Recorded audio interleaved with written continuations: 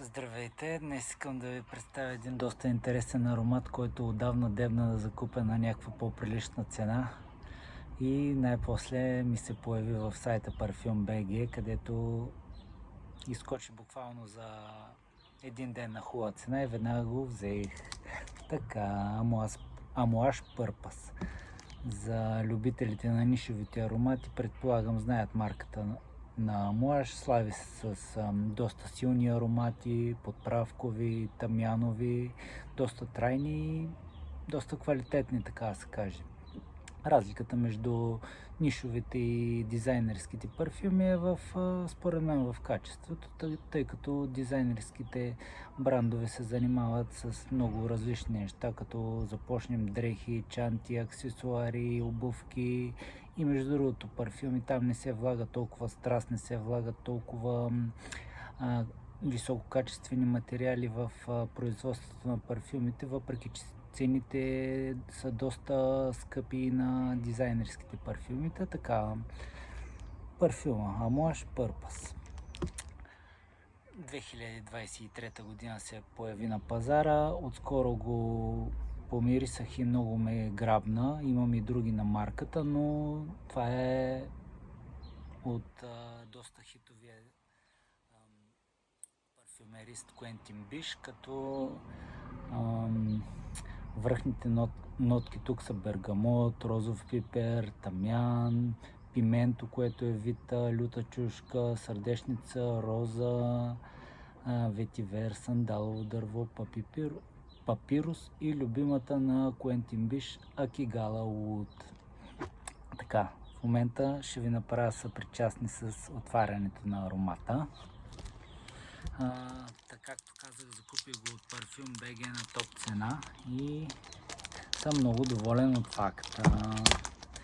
По принцип мисля, че не е толкова подходящ за сегашното време, но пък да видим, може да ми хареса и в топлото. Така, само да ви покажа луксозна презентация от всякъде, произведени с фафуман, баркодчета, всичко. И сега с отварянето. Погледнете кутията.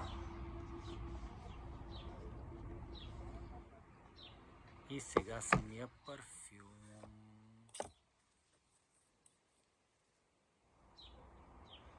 Purpose. Вижте каква хубава луксозна кутийка.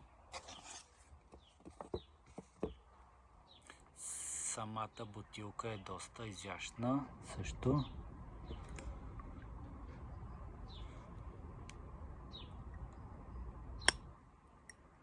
Магнитна капачка.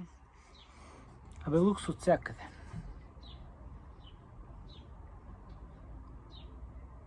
И сега да тестваме. Вижте, празен ход.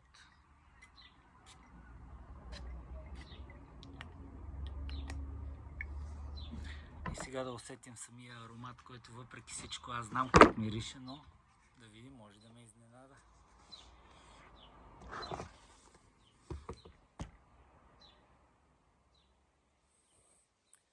По принцип казва, че първото пръскане винаги е... Самите парфюми имат нужда да влезе малко въздух, за да мацерират и да станат по-приятни, но да видим. Усеща се.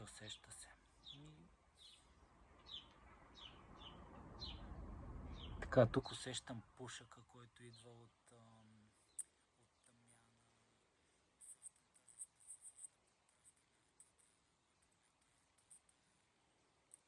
Отскоро се използва и предимно от въпросния дизайнер Quentin Bisch. Дизайнер ли казах? Парфюмерист е всъщност.